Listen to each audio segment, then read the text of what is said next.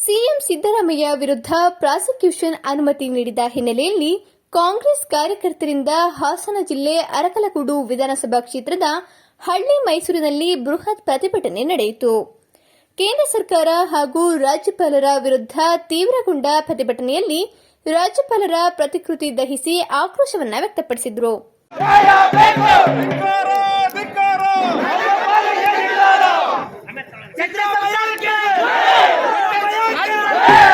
ಸಿದ್ದರಾಮಯ್ಯ ವಿರುದ್ಧ ಷಡ್ಯಂತ್ರ ಮಾಡಲಾಗಿದೆ.